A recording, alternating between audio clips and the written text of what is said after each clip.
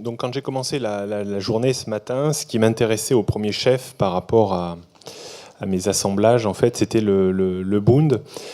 Ce matin, on avait l'indice IFO allemand, donc en fait, qui va faire réagir fortement trois marchés potentiellement, c'est-à-dire l'euro, le DAX et bien sûr le marché des taux, le Bund allemand.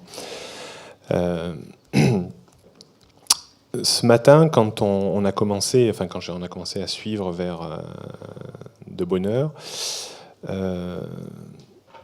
je me posais la question de savoir, ici, je vais vous remettre un petit peu dans les conditions.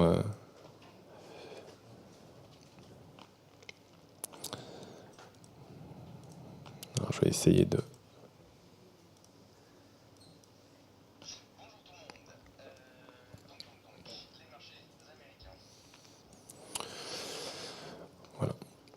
Là, en fait, j'ai un graphique sur la gauche de 5 minutes et un graphique sur la droite de 1 minute. Donc ça, c'est plutôt des outils pour faire du day trading, hein, et non pas du scalping. Puisqu'en scalping, souvent, je vais utiliser du 5 minutes et du 12 secondes à droite pour essayer de timer beaucoup plus finement les points d'entrée en scalping, puisqu'on va aller chercher moins d'amplitude. Donc j'ai commencé ma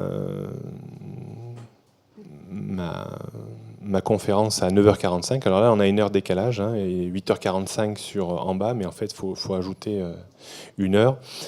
Je ne sais pas pourquoi, du reste. Moi, ce qui m'intéressait, c'était en fait un quart d'heure avant la publication de la statistique, c'est qu'on avait changé un petit peu de tendance intraday. C'est-à-dire que du matin à 8h, puisque le Bund ouvre bien entendu à 8h, de 8h à 9h45, on a ouvert sur des niveaux élevés et puis on a cessé de baisser. Et ce qui m'intéressait, en fait, c'était de qualifier ce signal de vente qui est intervenu lors de la rupture de mes deux couples de moyenne mobile, la rouge et la bleue. Donc j'ai pas suivi en fait le signal de vente, parce que je me suis dit souvent, comme tout signal de vente, il y a une petite phase de chute et puis une reprise, soit sur les moyennes mobiles, ou moi sur mes indicateurs, je pars toujours avec ces bandes bleues et ces bandes rouges. C'est-à-dire que là, on avait une zone de résistance créée par les moyennes mobiles, par notre bande rouge et par notre bande bleue. Et en fait, plus la bande bleue ou la bande rouge sont fines, plus elles sont techniquement solides, elles sont amenées à servir de niveau de résistance. Alors, la question qu'on se pose, c'est est-ce que finalement ce signal de vente était précurseur, où il y avait une fuite de marché sur la statistique qui allait tomber à 10 heures, ou est-ce que finalement, comme on a évoqué tout à l'heure en conférence, est-ce que c'était un faux signal de vente? Moi, c'est ce qui m'avait fait énormément réfléchir, en fait, avant que je commence ma conférence à 9h45. Et voilà quelle aurait été mon attitude, si vous voulez. Je pense, en fait, compte tenu de l'assemblage et de la belle répulsion qu'on a eue un quart d'heure avant la statistique contre les moyennes mobiles, contre la bande bleue, je pense que j'aurais essayé d'induire une position short, mais je ne cherche pas à jouer à pile ou face, hein. Je ne cherche pas à prendre des risques démesurés, surtout lorsqu'on est à quelques minutes d'une statistique. En fait, j'ai pu constater dans ma carrière de trader qu'il y a deux approches sur les statistiques. Soit votre modèle développe un signal de vente ou d'achat entre 5 minutes et 10 minutes, 15 minutes avant une statistique. Et si vous avez confiance dans votre modèle, souvent en fait, c'est votre modèle qui a raison. Et là, votre modèle vous permet même certainement de mettre en évidence une fuite qu'il y a eu au niveau de la statistique. C'est-à-dire qu'il y a certainement des personnes initiées qui savent avant tout le monde et qui commencent à travailler un petit peu la répercussion du marché que va avoir cette nouvelle statistique. Et donc, il y a une grande probabilité de réussite, que le marché aille vraiment dans votre sens, dans le sens de votre technique, au moment où la statistique tombe. Et il y a une autre approche où là, il y a un blackout total sur la statistique, c'est-à-dire qu'il faut vraiment attendre qu'elle tombe, c'est-à-dire qu'il n'y a pas eu de fuite, rien du tout. Et là, techniquement, votre modèle vous ne donnera pas d'indication entre 5 minutes et 10 minutes avant qu'elle tombe. Donc c'est ça, moi, que je travaillais ce matin de façon un petit peu pointue pour savoir si j'allais engager une petite position de vente à découvert sur le Bund, parce que je pensais qu'il y avait une fuite de statistiques et que la statistique irait dans le sens de baisse du Bund. Alors c'était la seule vraiment réelle opportunité que j'aurais pu travailler ce matin, c'est-à-dire une position plutôt de day trading. Voilà. Alors comment j'aurais pu la travailler et la matérialiser? Alors c'est vrai que quand je suis dans un objectif de day trading, j'essaye de trouver un stop et un objectif, un stop d'un point de vue technique et un objectif statistiquement atteignable. Alors, les bandes de Bollinger sont très pratiques pour ça, parce qu'en fait, les bandes de Bollinger mettent en relief deux écarts types, cette notion de loi normale, loi binomiale. Donc, statistiquement, si vous voulez, dans 95% des cas, les cours doivent évoluer entre ces deux bandes de Bollinger. Donc, si je parie pour une baisse du marché, la baisse statistiquement atteignable que je pourrais escompter, c'est une baisse jusqu'à ce niveau-là. D'accord ? Et moi, j'essaye toujours également de trouver un niveau de stop qui est techniquement de bonne qualité. Alors, c'est vrai que la théorie de Dow est toujours intéressante par rapport à ça.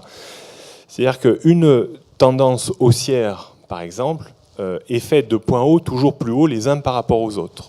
Mais on pourrait dire une tendance haussière, c'est des points bas de consolidation toujours plus hauts les uns par rapport aux autres. Donc quand vous êtes amené à prendre une décision comme ça de vente, vous pouvez vous référer par rapport à un franchissement de seuil que vous avez déterminé, soit une droite, une moyenne mobile, un enchevêtrement de moyenne mobile, enfin bon, pour X ou Y raison. Vous pourriez tout à fait travailler pour calibrer un stop dans la règle de Dow. C'est-à-dire, là, finalement, j'ai une tendance baissière depuis quasiment une heure et demie. Une tendance baissière, c'est faite de points bas, toujours plus bas, les uns par rapport aux autres. On est bien dans cette règle-là. Et donc, une tendance baissière également, c'est des phases de consolidation haussière, toujours plus basses les unes par rapport aux autres. Alors, est-ce qu'on arrive à identifier des phases de consolidation haussière dans cette tendance baissière ? C'est pas très évident, si vous voulez. À part ici, où on a vraiment une phase de correction haussière, et si on met un stop, si on engage une prise de position en vente à découvert ici et qu'on met un stop là, votre stop est techniquement très bon dans une logique de Dow. Si on est vraiment dans une tendance baissière, on ne doit pas remonter au-dessus de ce point haut. Mais quand même, avec une règle de bon sens, il est un peu court. Pourquoi ? Parce qu'il est enchâssé entre les moyennes mobiles qui calibrent une tendance baissière également, qui calibrent le changement de tendance. Ce point haut est en dessous de ma bande rouge et en dessous de ma bande rouge et en dessous de ma bande bleue.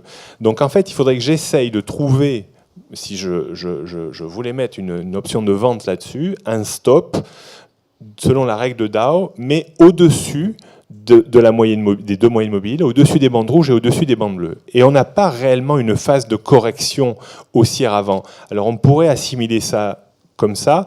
Moi, la correction minimale haussière, c'est au moins 2 bougies vertes consécutives. Et vous voyez, quand on remonte dans la tendance baissière, on n'a pas 2 bougies vertes consécutives. Les 2 bougies vertes consécutives, elles sont ici. Donc finalement, on pourrait éventuellement dire, moi, si j'induis une position de vente à découvert ici, le meilleur stop pour ne pas trop le serrer sur le marché, ça serait le point haut qui est ici. Mais c'est vrai qu'on pourrait considérer que le risque est quand même un peu trop fort par rapport à ce que l'on va aller chercher. Alors on pourrait transiger après, c'est-à-dire là on a un doji et une bougie verte, donc on pourrait éventuellement mettre un stop ici. Et alors, comme je vous ai expliqué ce matin, moi, les outils qui sont intéressants, que je travaille énormément, ce sont bien sûr les bandes de Bollinger, les moyennes mobiles, mais également les points pivots. Et vous avez un point pivot qui est plutôt pas mal placé, si vous voulez. Il est placé au-dessus de votre bande rouge, au-dessus de la bande bleue, au-dessus des moyennes mobiles. Donc là, on aurait très bien pu trader, si vous voulez, avec finalement en induisant une position de vente assez faible, parce qu'on n'est jamais sûr du résultat de la stat qui va tomber, et mettre un stop ici. Et alors, si on veut être minimaliste, faire une opération éventuellement de day trading, la mener en scalping, on va aller chercher du temps pour temps. C'est-à-dire que, eh bien, moi, je vais prendre position ici. Dès que j'aurai gagné la quantité que je suis prêt à perdre, je sors tout ou partiellement, si vous avez mis 2 contrats. Mais on pourrait éventuellement, dans une logique de day trading, essayer d'aller pousser un petit peu plus loin l'objectif et essayer d'aller chercher un objectif dans le bas de la bande de Bollinger. Mais là, il va falloir une compétence émotionnelle supérieure. Il va falloir surtout avoir les nerfs de laisser passer la statistique et de voir ce qu'elle va donner. Alors, quand elle va tomber, cette statistique, à 10 heures, soit ça va totalement à l'inverse de ce que vous souhaitez. Et là, votre stop, il ne va pas faire long feu sur le marché. Vous allez encaisser une petite perte, certes contrôlée. Soit, effectivement, la statistique va aller dans le sens de votre opération, et là vous pouvez éventuellement tout de suite tomber sur l'objectif de bas de la bande de Bollinger, voire plus. Si vous avez mis un ordre, effectivement, là vous serez exécuté. Alors qu'est-ce qui s'est passé par rapport à ça? Eh bien en fait, j'aurais eu raison de mener un petit peu le truc, parce que c'est encore une fuite de statistiques. Vous voyez, quand on s'est approché de 10 heures, et bien voilà, la stat de 10 heures, elle a tout de suite validé finalement ce retournement de tendance. Et en fait, on a eu un changement de sens intraday quelques minutes avant la sortie de la statistique. Ça voulait bien dire en fait qu'il y avait un certain nombre d'investisseurs qui avaient commencé à travailler le fait que la statistique allait certainement faire baisser le marché. Voilà, là, bon, c'est dans la posteriori pour le coup, donc je vais essayer de trouver des points d'entrée maintenant pour cet après-midi. Alors je vais vous faire voir ce que j'avais fait, peut-être à tort, j'ai pris une petite position. Alors regardez ce qu'a fait le marché. Vous voyez, le marché, on est au moment où on parle.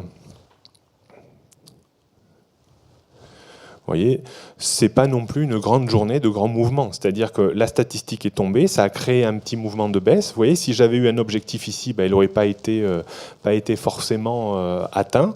On aurait quand même pu gagner un petit quelque chose. Et quand on se trouve comme ça après dans des gestions informes, quand ça dure, quand c'est long, on n'est ni validé ni invalidé.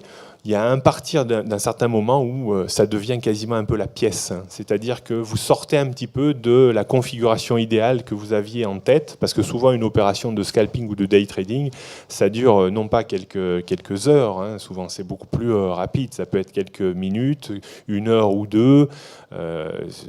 Bon, c'est assez rare d'avoir des opérations de day trading, sauf vraiment si on est en gestion par trading stop et que l'opération est très positive dans le sens de votre position de départ, où là, effectivement, ça peut durer. Donc là, vous êtes de toute façon embêté. J'ai été embêté de la même manière. Je vais vous faire voir dans le petit biais vendeur que j'ai pris sur le Dow Jones. J'ai eu un petit doute finalement au moment où on est allé déjeuner à 12h30. Donc voilà en fait ce que j'ai fait sur le Dow Jones ce matin.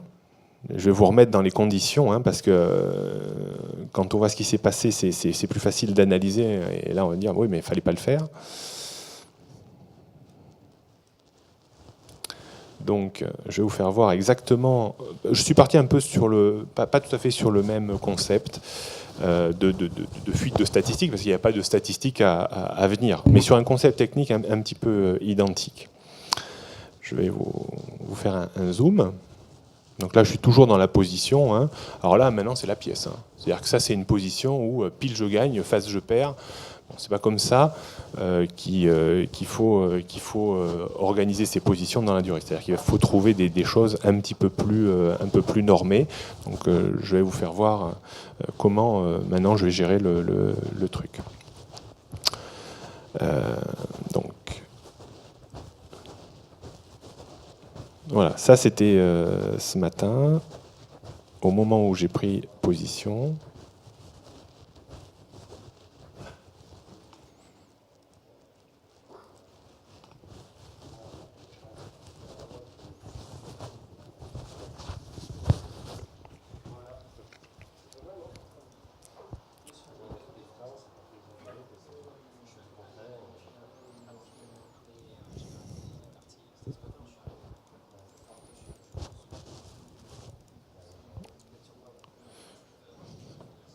Voilà, c'est au moment où, là, vraiment où j'ai pris position.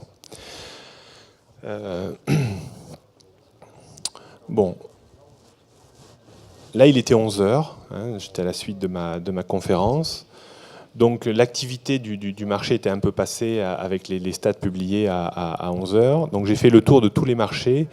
J'avais aucun modèle qui pouvait me laisser espérer prendre une position d'ici midi et mettre des charges relativement importantes sur quelque chose un petit peu comme sur les stats que je viens de vous évoquer, où j'aurais pu mettre une charge assez lourde parce que j'étais vraiment convaincu de la véracité de ce que je travaillais.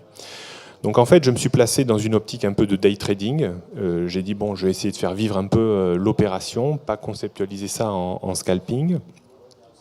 Donc moi, ce qui m'intéressait, c'était qu'on avait une accélération haussière du Dow Jones le matin, et puis on commençait à s'essouffler.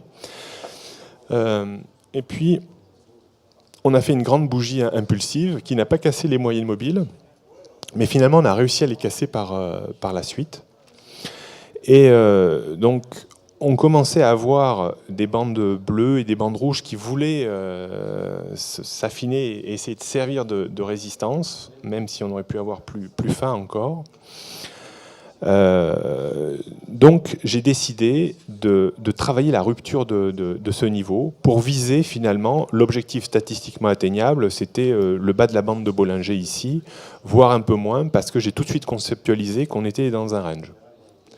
Et travailler dans un range, c'est vraiment pas évident et c'est pas quelque chose qu'il faut forcément essayer de faire parce que c'est un petit peu également la pièce. Il y a des configurations de tendance ou de reprise de tendance qui sont beaucoup plus agréables.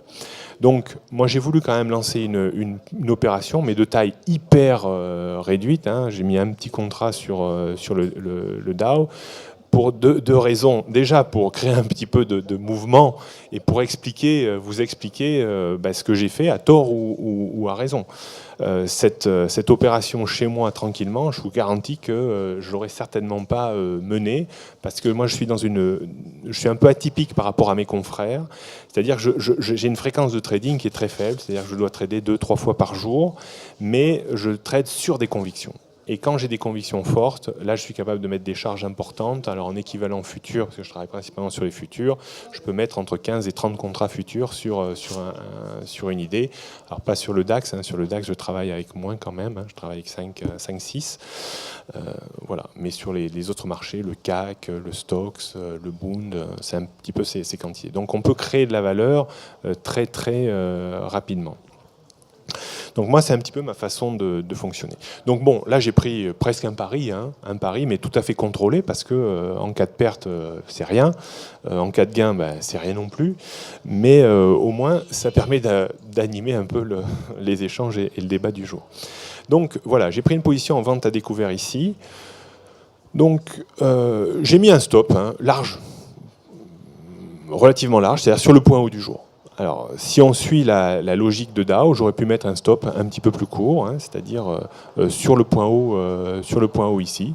Donc, je me suis dit, je vais commencer par un stop ici, et puis il sera toujours temps de l'abaisser au fur et à mesure que soit la position évolue mal, soit la position évolue bien. Ce stop, en fait, c'était vraiment le point haut du jour, c'est-à-dire le stop le plus qualifié possible.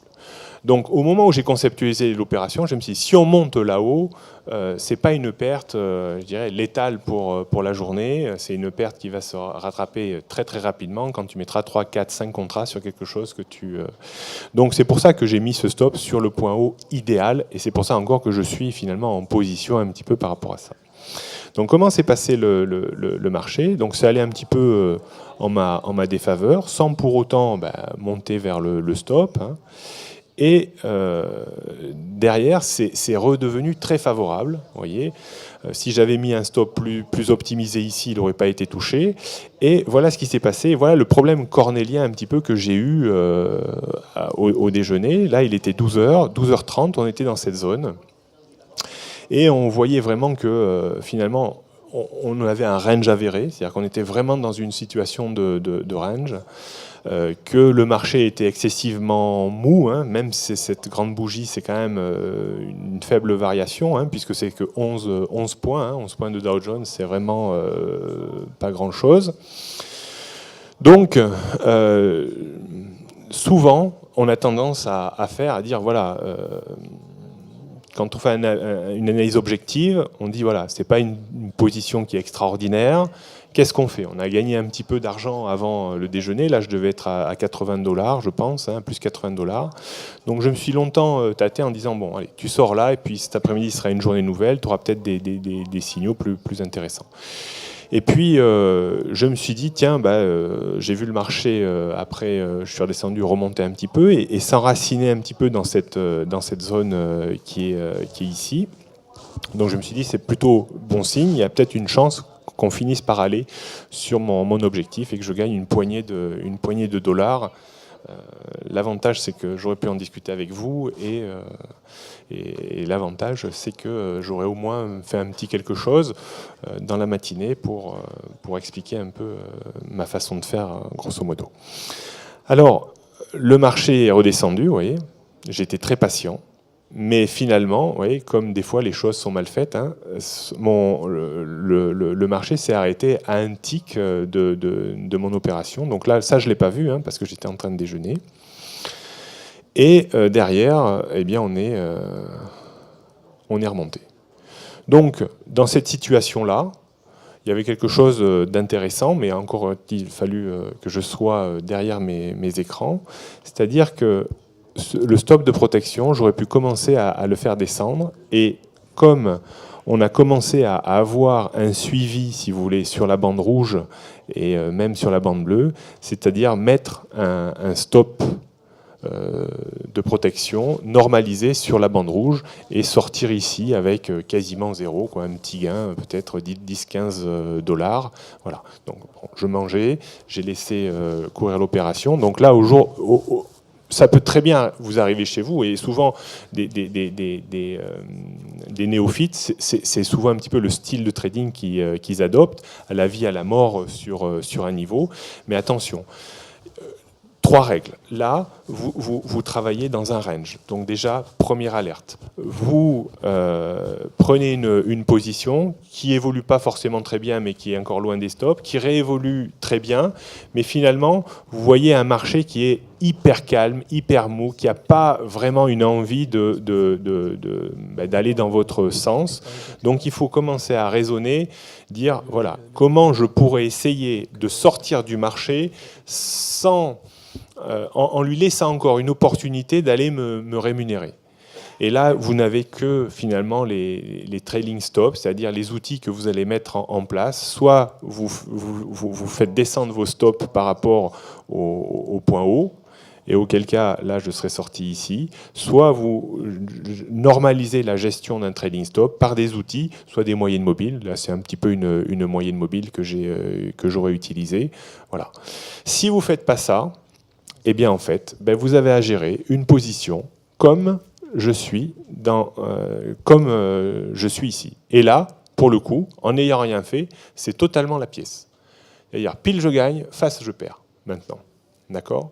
Alors, ça pose pas de souci, parce que moi, je suis en sous-exposition, que je gagne ou que je perde, ça ne changera pas la face de mon trading. Par contre, il faut éviter de faire ça tous les jours. Parce qu'alors là, vous allez, et d'une, perdre votre temps, perdre de l'influx et perdre de l'argent. Il y a des conditions de marché qui sont bien supérieures à celles à laquelle j'ai tradé.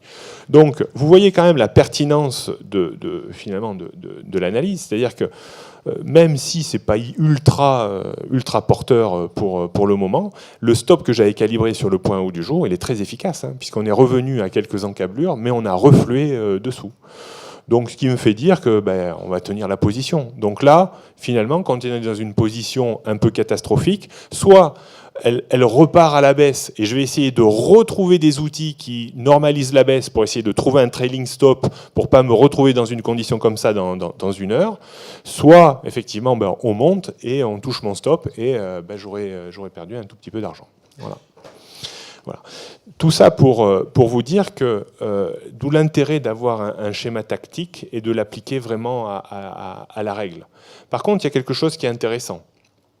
C'est que là, j'ai quand même paramétré mes outils sur le graphique. J'ai jamais eu de stop mentaux. J'ai toujours un stop physiquement présent sur le marché. Et en aucun cas, je chercherai à le faire monter. Hein. C'est pas parce que on va s'approcher d'ici que je vais aller dire oh non, allez, le Dow Jones, non, il va pas dépasser 16 100 points dans l'après-midi quand même. Donc allez, je mets mon stop à 16 101. Et ce soir, vous vous trouvez avec un Dow Jones à 16 500 points et vous avez toujours un stop qui est à 16 600 points et avec une perte pléthorique. Donc l'avantage également là, c'est que j'ai quand même une règle, c'est-à-dire que je n'accepterai pas de voir un Dow Jones monter au-dessus de 16 029, qui est grosso modo le point haut du jour. Je suis plus enclin à faire baisser mon stop à l'avenir qu'à le faire monter. En cas de stop mentaux, c'est le risque, si vous voulez. Voilà. C'était un peu long, excusez-moi. Non, mais c'est clair, et ça règle au grand jamais. Au grand jamais, on ne fait bouger ces stops. Je crois c'est un principe de base. Hein. Leçon de base qui malheureusement oublie. Donc je vais essayer de me replonger un peu dans le marché, d'essayer d'aller trouver des choses plus intéressantes, et donc je vais laisser la parole à Mohamed. Le temps que Mohamed trouve, parce qu'on a un petit problème technique pour que vous puissiez visualiser. Mohamed, juste avant que tu es prêt à prendre la parole tout de suite, sinon je vous proposais de faire un petit tour dans le public. Parce que vous n'êtes pas les deux seuls à trader aujourd'hui. Et je voudrais savoir si ces exercices pas forcément faciles, c'est pour des questions. Alors juste avant les questions, hein, je voudrais savoir s'il y en a qui ont le courage, peut-être pas d'être aussi éloquent que Stéphane, mais en tout cas de nous dire ce qu'ils ont fait jusqu'à présent et éventuellement pourquoi ils l'ont fait parmi les gens qui suivent le concours. Je voudrais pas des yeux qui se baissent, mais au contraire des yeux ou même des mains qui se lèvent en disant qu'est-ce que vous avez fait? Et on sait, parce qu'on suit en direct, qu'il y a de très belles performances qui ont déjà été faites par certains d'entre vous, qui ne veulent peut-être pas se dévoiler, parce qu'ils n'ont pas envie de dévoiler leur stratégie, c'est possible. Je sais qu'au fond aussi, il y a pas mal de gens qui ont leur micro. Est-ce qu'il y en a qui ont envie de nous dire un petit peu ce qu'ils ont fait jusqu'à présent? Messieurs, mesdames, involontaires? Non? Non, quand même. Allez, monsieur. Vous ne jouez pas. Pourquoi vous êtes là aujourd'hui, monsieur? Beaucoup de joueurs. Les PC ouverts. Madame, vous avez pris des positions aujourd'hui? Non, pas de position? Qui a pris les positions? Il y a eu des positions de prise. Là-bas, je vois un jeune homme qui se cache. Bonjour. Vous êtes concentré sur les marchés? Est-ce que vous avez pris des positions aujourd'hui? Vous pouvez nous en parler? Votre nom? Victor. Alors Victor, je vous passe le micro. Dites-nous ce que vous avez fait aujourd'hui. Alors j'ai pris une position longue sur l'euro US dollar juste au moment du chiffre de ce matin, au moment de la tombée du chiffre de ce matin. Donc j'ai gagné 3000 euros. Pardon, 1000 euros, que j'ai reperdu rapidement sur le GBP US dollar. GBP euro, pardon. Et là, je viens de regagner en fait en investissant sur l'euro US dollar après une correction technique en fait de l'euro. Donc je me dis que en fait la tendance est longue et à la hausse, et du coup j'investis à la hausse après des corrections techniques. Des stops ont été déclenchés? Non. Pas de stop mentaux? Stop dans la tête en fait. Donc les mentaux. Oui, voilà ça. D'accord, vous êtes rentré sur des signaux. Mais du coup là je suis ma position là. D'accord, parfait. Donc c'est pour ça que vous étiez très concentré et que vous ne nous entendiez pas arriver. En tout cas, bravo, félicitations pour au moins avoir pris le micro et expliquer ce que vous avez fait. Donc il y a eu du mouvement. Est-ce qu'il y a d'autres volontaires que ça a un petit peu décomplexé? Oui, sans micro, donc vous avez tradé de tête? Ah oui, sur superbe iPad. Sur iPad, je vous passe le micro, monsieur. Qu'est-ce que vous avez fait jusqu'à présent? J'ai fermé ma position, parce que j'écoutais, donc j'ai fermé ma position. Je suis à 40 690. 40 690. Et vous êtes parti à 30 000, comme tout le monde. Vous n'avez rien fait d'autre. Vous n'avez pas de position ouverte? Pas de long short, non? Tout ça, c'était propre. Et vous avez tradé quoi? J'ai joué d'abord le CAC à la baisse, ensuite un petit peu à la hausse, et puis j'ai joué sur le FTSE à la hausse qui est remonté, donc, et puis j'ai fermé. D'accord. Vous êtes rentré sur quel signaux à l'instinct, ou vous aviez vu des configurations techniques se former? Oui, je regardais comme je voyais Wall Street, le DAX et le CAC qui était à la hausse et FTSE à la baisse. Je me suis dit, il n'y a pas de raison qu'il ne remonte pas. Donc j'ai joué là-dessus. D'accord, donc du bon sens, plutôt que les stochastiques ou les moyennes mobiles ou... Jamais. Vous n'êtes pas technique. Donc on a trouvé un fondamental parmi nous et qui s'en sort plutôt pas mal. Est-ce que quelqu'un dit mieux pour l'instant dans la salle? 40 000 40 690. Est-ce qu'on a mieux pour l'instant? Je vois des mots dubitatives, admiratives. C'est virtuel, je vous rassure, vous ne repartez pas avec cet argent malheureusement ce soir, mais peut-être avec un iPad, c'est possible. C'est possible. Mohamed, est-ce que vous auriez fait mieux Doji Star ou est-ce que la star a trouvé une autre star? Non, hélas, aujourd'hui, j'ai pas du tout fait mieux. Au contraire, je suis même en perte. Donc, comme disait Stéphane, en matière d'opportunité, c'était pas évident. J'ai pas réussi à trouver les points d'entrée intéressants sur les indices ou bien sur les paires de devises. Il y avait l'eurodoll, mais j'ai pas pris le train. Et donc du coup, j'ai pris une position, mais le problème c'est que moi j'ai une stratégie plutôt swing. Donc faire du day trading, c'est pas forcément idéal pour moi, donc j'ai pris un long sur l'AUD CHF, donc j'ai quand même pris 10 lots, et puis là je suis en perte de maintenant 40 pips, et j'ai fait 2 shorts sur l'eurodoll, mais sur 8 pips sur 31 et sur 30 que j'ai coupé, et sur Nicox, parce que sur les actions j'ai pas trouvé grand chose. Sur actions c'est le calme plat. Et ensuite, je suis sur la UD USD, et là, j'étais en gain de $350, et là, je suis en perte de 60 pour l'instant. Donc, c'est pas une très bonne journée pour moi. Pas de stop qui se sont déclenchés? Le stop mental, il a pas marché? Non, je l'ai pas placé, non. Mais ça, c'est mon problème, puisque là, j'ai détecté une opportunité qui est plutôt swing. Donc, si vous faites du day trading, faut couper avant le fixing. Mais moi, en général, j'agis sur plusieurs séances, donc pour l'instant ça paye pas, mais bon, je désespère pas. Et l'eurodoll, on a fait un pullback sur la zone des 1,35-35, donc c'est une résistance en 4 heures. Je vais essayer de le mettre. Donc EURUSD. Donc comme c'est pas mon PC, j'ai un peu de mal. C'est pas...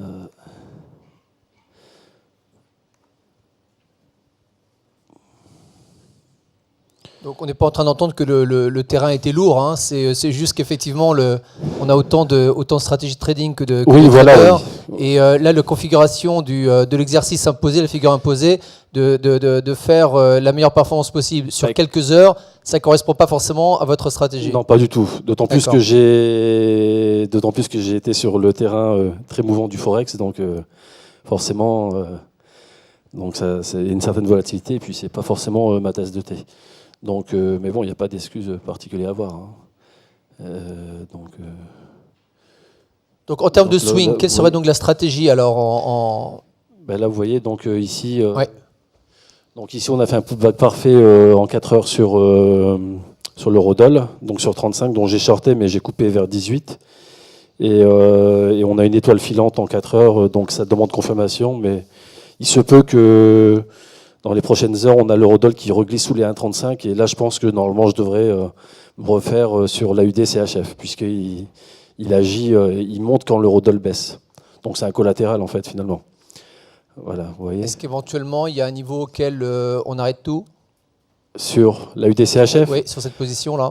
Non, pour moi, c'est 60. Donc j'attends minimum un pullback sur 60 avant 17h, ça va faire juste. Donc je vais vous le montrer. Et sinon, je prendrai mes pertes puisqu'on est censé clôturer avant le fixing. Et alors, attendez, je prépare ça, l'AUD CHF.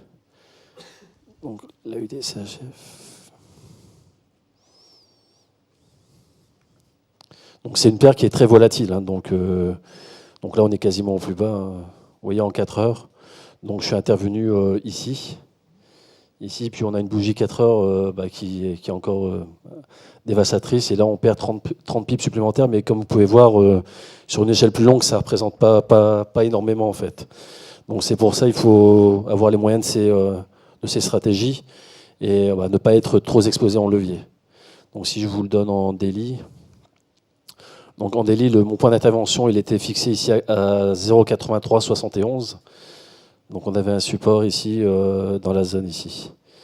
0,8371 ici à peu près dans la zone en clôture. Donc là pour l'instant on l'a cassé en daily. Donc je pense qu'on peut terminer dans la zone avec des rachats de fin de semaine. Ensuite, qu'est-ce que j'ai fait? Donc j'ai fait Nicox, j'ai coupé puisque ça voulait pas partir. Donc là-dessus j'ai pris. Et pourquoi Nicox? Alors quelles ont été les raisons du choix au départ? Alors Nicox, je voulais plutôt traiter les actions, mais il n'y a pas grand-chose à faire. Donc vous pouvez regarder le palmarès des marchés actions aujourd'hui. À part les valeurs moyennes qu'on retrouve pas forcément sur la plateforme IG, puisque sur la plateforme IG, on retrouve que les valeurs liquides, donc les valeurs. Parce que SBF 250 à peu près. Hein. Voilà, donc là, le titre en question, c'était Selectis, et, qui est dans le portefeuille Daily Bourse, donc que j'ai rentré il y a 2 jours. Donc là, elle prend 15% aujourd'hui. Parce que Daily Bourse suit toutes les valeurs, y compris dans le profondeur du SBF ou... À partir du moment où c'est suffisamment liquide, donc lorsque le titre est changé au moins 100 000 actions par jour, on considère que c'est suffisamment liquide pour la mettre en portefeuille. Donc j'avais cette opportunité-là, et puis j'avais Soitec, mais bon, j'ai bien fait de ne pas l'avoir prise puisqu'elle est montée puis elle est retombée. Et concernant les actions, aujourd'hui, j'ai pas trouvé grand-chose en fait. Vous nous rappelez les performances des 2 portefeuilles de Daily Bourse? Alors, portefeuille Daily Bourse Actions, c'est 44,5%. On est sur quelle période là? Janvier, depuis le début de l'année. Sinon, depuis 6 ans, on doit être à 320% dans ces eaux-là. Il y a le portefeuille Forex, donc, qui est géré avec un levier entre 1 et 10 maximum. Donc là, on est à 59% depuis le 1er janvier. D'accord. Oui, donc, mais là, on cherche à gérer l'equity curve de manière la plus lisse possible, sans prendre des risques excessifs, comme on peut faire dans des concours ou bien à titre personnel. Vous voyez, donc comme là, c'est des conseils qui sont donnés au public, on fait attention à ce que ce soit bien géré. D'accord. Voilà, donc pour revenir à Nicox, alors Nicox, c'était très simple, hein, c'était vraiment, bon là, j'ai pas les outils les indicateurs techniques. Donc là-dessus, j'avais un pullback sur un biseau. Il me semble, enfin, je ne sais plus ce que c'était exactement. Non, c'était pas. Parce que là, apparemment, il manque. Oui, on avait. Donc j'avais un pullback ici sur 2,41, 2,42, et sur la droite de résistance qui est devenue support, et je m'attendais à ce qu'on reparte assez violemment. Et là, la réaction, elle n'a pas eu lieu, mais elle pourrait éventuellement. Donc je suis entré à 2,43, je suis sorti à 2,46,40. On a fait 2,47, donc je visais 2,57, on n'a pas eu le mouvement escompté, mais elle pourrait éventuellement partir lundi. Donc là, ça sera à suivre à Nicox. Voilà pour ce titre. Et qu'est-ce que j'ai fait d'autre? Donc il y avait l'eurodoll, donc j'ai fait deux petits allers-retours rapides. J'ai pris une dizaine de pips. Il y a Nicox et il y a le contrat CAC Futur où je suis short aussi. Donc là-dessus, j'ai shorté à 70. Comme notre star du jour, donc, short le CAC. Voilà. Donc là, je me base sur le cash. Donc là, j'ai shorté, c'est ça, oui, je perds. Là, je suis en perte de 8 points. Donc j'ai shorté sur 70-30 et je visais 55. Donc là, il y a les marchés américains qui vont bientôt ouvrir, donc on aura une idée un peu plus claire. Donc voilà, j'ai shorté à 70-30 pour viser 55. Un support horizontal ici vers 52-55 ici. Donc on verra d'ici 17h30. Ça devrait bien se passer. Parfait. Voilà. Donc l'erreur de la journée, c'est mes positions longues sur l'AUD CHF. Donc c'est une paire assez volatile. En même temps, elle n'était pas dans le plan de trading que vous avez proposé ce matin avec Xavier. Non, normalement c'était l'eurodoll. Si j'avais suivi la préconisation de Xavier, on a fait les objectifs parfaits en quelques minutes. Voilà. La statistique avec l'indice IFO, oui. On est sorti du plan. Voilà. On avait quelques questions, je crois. Si on a fait un premier tour déjà du portefeuille, c'est monsieur qui avait une question, c'était pour Stéphane, hein, c'est ça? Vous avez encore le micro, mademoiselle, s'il vous plaît?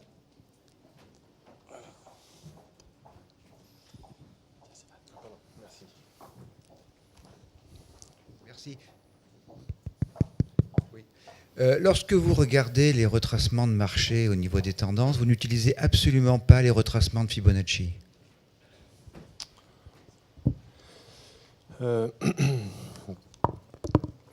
C'est une bonne question.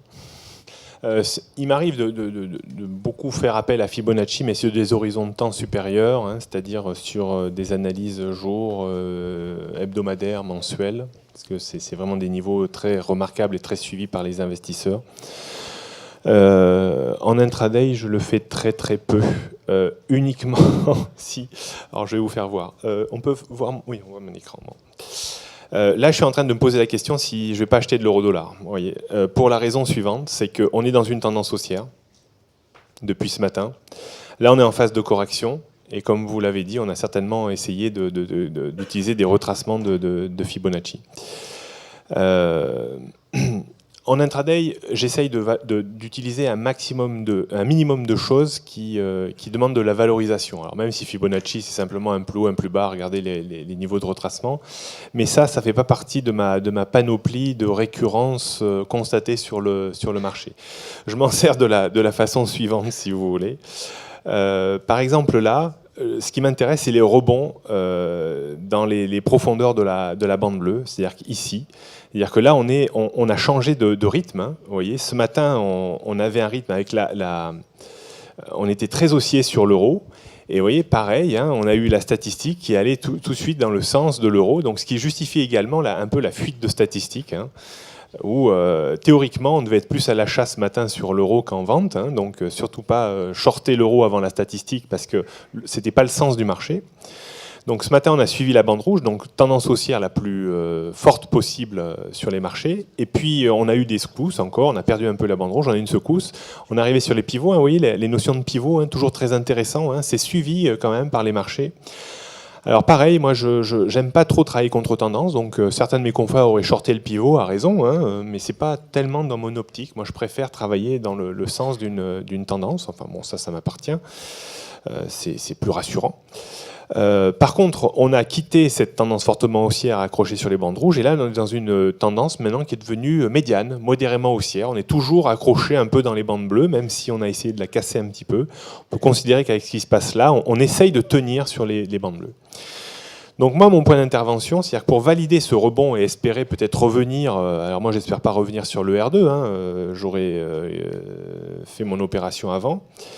Mais voilà un petit peu mon point d'entrée, ça serait le débordement de ces trois moyennes mobiles, en attendant une petite confirmation quand même, hein, c'est ce qu'on disait tout à l'heure en table ronde, pour éviter le bull trap, le piège à acheteurs.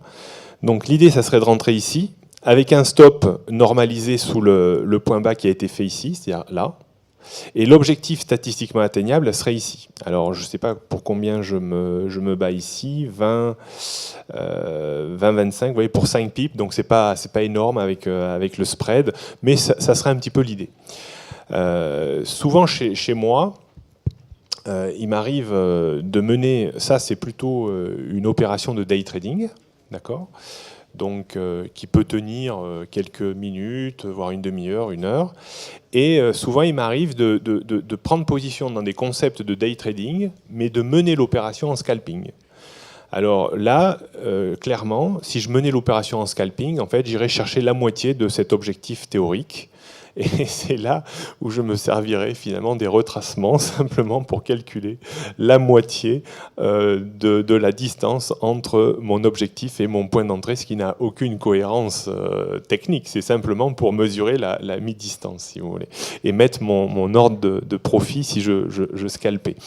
Mais plus sérieusement, les retracements sont très intéressants, hein. On voit que souvent les indices majeurs ont tendance à retracer en 50%. Notamment le CAC. Mais moi, en intraday, je m'en sers pas trop. Non. J'ai d'autres modèles. Hein. Mais je dis pas que c'est pas bien de s'en servir.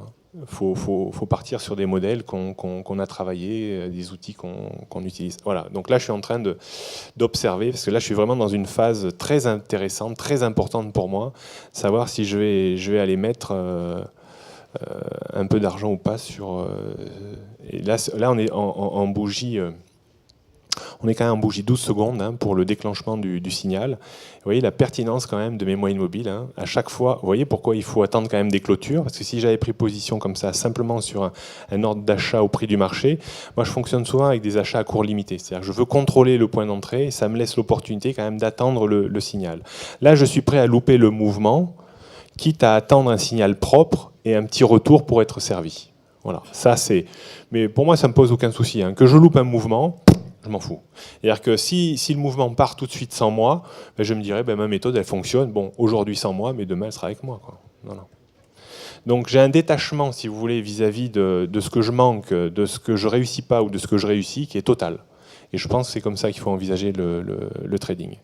Là, je suis vraiment... vous voyez, voilà. Là, j'ai mon signal. Donc je vais mettre mon ordre à cours d'achat...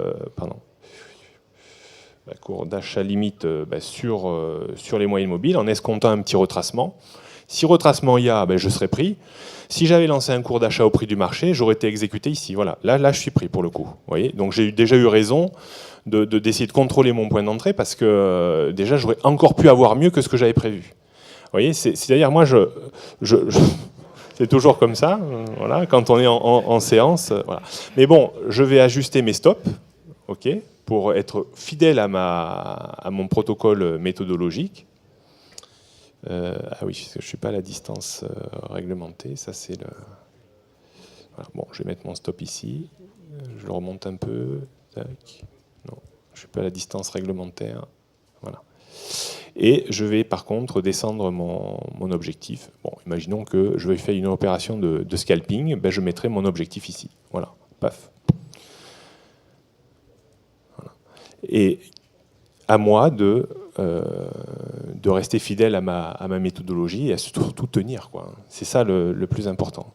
Alors à tort ou à raison. C'est-à-dire que si je sais, quand je fais comme ça, je sais que l'espérance de gain dans la durée est en ma faveur. Voilà. Alors on a le droit à l'erreur, bien entendu, c'est pas une science exacte.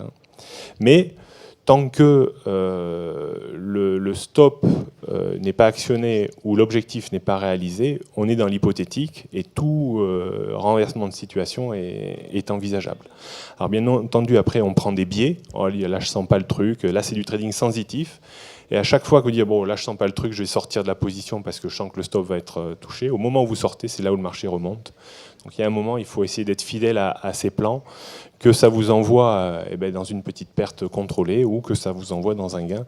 C'est de l'application froide et méthodologique. À un moment, on ne réfléchit plus. Voilà. Donc j'aimerais bien réussir mes opérations parce que je suis devant du monde et voilà. C'est la pression que j'ai pas chez moi, si vous voulez. Mais bon, moi, contrairement là, je me mets comme si j'étais chez moi, si vous voulez, je ne joue pas, si vous voulez. J'essaye pas de faire un coup pour vous épater dans la journée. J'essaye vraiment de vous faire voir comment je trade chez moi, dans ma vie de trader de tous les jours. C'est pas du jeu, c'est quelque chose qui est quand même relativement maîtrisé. Donc moi, ça me pose aucun souci de finir dernier ce soir parce que j'ai tradé comme chez moi et parce que j'ai pas pris des risques démesurés. Sachez, là, on est dans le cadre d'un jeu, ok, d'accord. Mais si vous voulez, à un moment donné, décider de vraiment mettre votre argent sur les marchés financiers, dites-vous qu'il va falloir essayer de trouver finalement un plan, une méthodologie, une rigueur, et pas être girouette sans arrêt, parce que sinon, vous n'allez jamais réussir à gagner régulièrement de l'argent. Le challenge sur les marchés financiers, je crois que M. Dupuis l'a dit ce matin, c'est pas de faire un coup.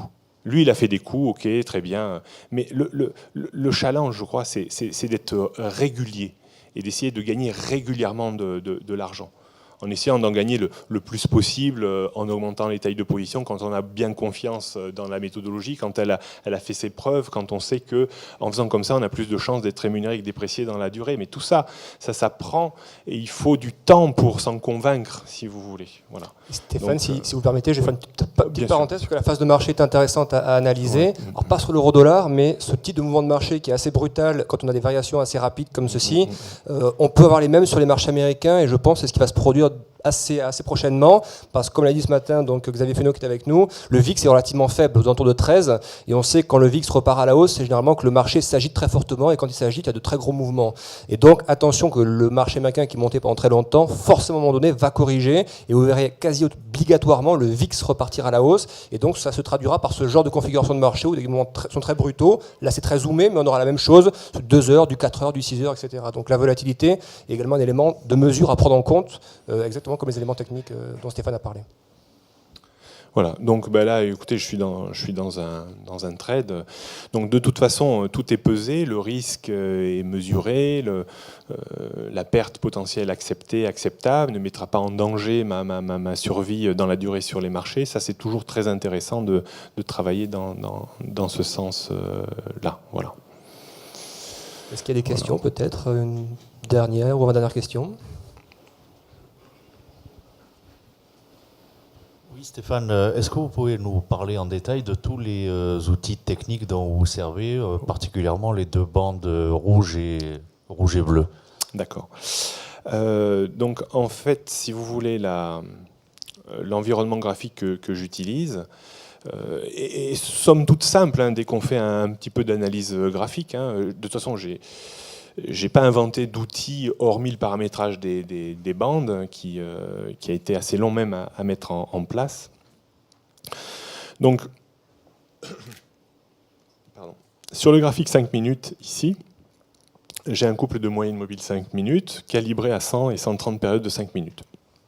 Ce qui me donne grosso modo la tendance intraday du marché. C'est quand même des moyennes mobiles qui sont assez longues, hein, pour de l'intraday. C'est des moyennes mobiles qui font plus de 2 heures, donc c'est quand même la tendance un peu lourde intraday finalement. Les bandes alors, sur la moyenne mobile la plus longue est articulée les bandes de Bollinger à 130 périodes de 5 minutes. Donc là, j'ai déstructuré un petit peu la règle de Bollinger, où John Bollinger utilise toujours en fait des moyennes mobiles à 20 périodes. C'est pas moi qui ai inventé les bandes, mais je trouve ça un peu réducteur quand même. Donc en fait, j'utilise des bandes de Bollinger à 130 périodes, puisqu'elles sont articulées sur la moyenne mobile 130. Les 2 écarts types sont calculés à partir de la moyenne mobile 130. C'est des moyennes mobiles exponentielles? Non, c'est des moyennes mobiles arithmétiques simples. Ouais. Par contre, les bandes de couleurs sont des moyennes mobiles exponentielles. Donc les bandes rouges, les limites externes de la bande rouge, c'est 3 et 15 périodes de 5 minutes exponentielles. Donc ça définit la largeur de votre bande rouge. Et la bande bleue, ce sont des moyennes mobiles à 30, à 35 et à 60 périodes exponentielles. En fait, ce qui m'est arrivé, c'est de voir en fait que le marché, en faisant comme ça, avait une tendance régulière quand il était très très haussier. Et je qualifie quand on est dans le mouvement haussier le plus fort qui nous est donné de constater sur les marchés, eh bien, il est parfaitement mis en évidence par la bande rouge. Et l'exemple de ce matin est criant de vérité. Vous voyez, on s'est appuyé pile poil sur la bande rouge juste avant la statistique. Pour certains, c'est fortuit, et ça je peux le comprendre. Pour moi, c'est d'une logique implacable, c'est-à-dire que le marché était très haussier, accroché sur la bande rouge. Et bien finalement, vous voyez, on a rebondi parfaitement sur la bande rouge, pile au moment où la stop est tombée, et c'est à réactiver le mouvement. Et vous voyez, on a consolidé, on s'est réappuyé sur la bande rouge et on est reparti de l'avant. Voilà. Quand on a tendance à s'appuyer sur la bande rouge, c'est des mouvements très puissants. Et c'est ce schéma tactique-là que j'ai écrit dans mon livre sur le scalping, rebond bande rouge. Là, en fait, je suis en train d'essayer de travailler un rebond bande bleue. Alors on verra, Thor a raison, puisque le stop il est toujours pas touché, hein, on est remonté un petit peu. Hein. C'est là où il faut garder quand même confiance et puis un petit peu les nerfs et la stabilité mentale dans le trade, c'est important. Hein. Parce qu'imaginez que j'ai dit, là je sens pas le truc, je sors ici. Et imaginez que dans 10 minutes je sois sur mon objectif. Voilà, là c'est une preuve pour le coup de non-respect du principe méthodologique mis en place dans l'élaboration de ce trade. Hein. Moi je vous dis, tant qu'il y a de la vie, il y a de la vie, il n'y aura plus de vie quand le stop sera touché. Hein. Et s'il est touché, ce ne sera pas dramatique parce que tout ça est conceptualisé également en fonction du risque sur son capital. C'est-à-dire que moi, par opération, je ne risque pas plus de entre 0,3 et 1% du risque sur mon capital. Voilà. Je fais varier ce risque en fonction de la qualité, de la pertinence souvent des assemblages, parce qu'il y a des assemblages qui sont hyper porteurs, qui permettent de bousculer un petit peu le risque, tellement l'espérance de gain est forte. Donc là, je travaille typiquement un rebond sur ma bande bleue. En fait, c'est un schéma tactique que j'utilise très régulièrement, en partant du principe que statistiquement, il y a une bonne chance qu'on monte quand même dans cette zone. Voilà. Donc on verra. Donc là, je serais rassuré si on arrivait déjà. Vous voyez, après, il y a toujours la méthode Coué, quoi. On est toujours un peu sensitif aussi. Hein. Le sans émotion, c'est ce qu'il faut. Hein. Moi, j'ai beaucoup été influencé par mon co-auteur Gilles Serrault. Il dit, Stéphane, le haut niveau, c'est froid, quoi. Que tu marques ou que tu marques pas, ça doit être froid, quoi. Voilà, on a des choses à respecter, des tactiques à mettre en place, pas d'émotion quand tu es dans le trade, quoi. C'est justement ces émotions-là qui vous tuent, ou qui vous font prendre des mauvaises décisions, qui vous font changer de paramètres d'exécution au moment du trade. Voilà. Donc là, je serai froid. C'est-à-dire que je suis prêt à perdre sur mon stop en bas en espérant gagner sur ma prise de profit en haut. Voilà. Oui. Je préférerais gagner, parce que c'est vrai qu'après, on est dans des styles de journée très compliqués pour nous, traders. Déjà, on n'est pas dans des conditions naturelles. On y pense à 2 fois avant de prendre position, parce que c'est très réducteur de dire t'as perdu, vous allez sortir, Solutai, il est nul, il a perdu de l'argent. Voilà. Donc ça, la pression, c'est vous qui me la mettez finalement. C'est pas, j'ai pas de pression vis-à-vis de ma méthode, c'est vous qui me mettez la pression, parce que je me sens presque investi d'une mission de ne pas perdre d'argent à la sortie d'une journée comme ça. Vous voyez. Voilà. Parce que voilà, c'est toujours intéressant de ne pas démoraliser les gens, de ne pas faire des gros gains extraordinaires pour ne pas les faire rêver, de ne pas faire des pertes abyssales pour ne pas non plus les démotiver. Voilà. Parce qu'on est quand même dans un jeu. Moi, je vois les gens, il y a des gains et des pertes qui sont hallucinantes. Psychologiquement, avec votre vrai argent, là, vous ne durez pas une semaine sur le marché, quoi. Enfin, après, il y a peut-être Iron Man parmi nous, mais...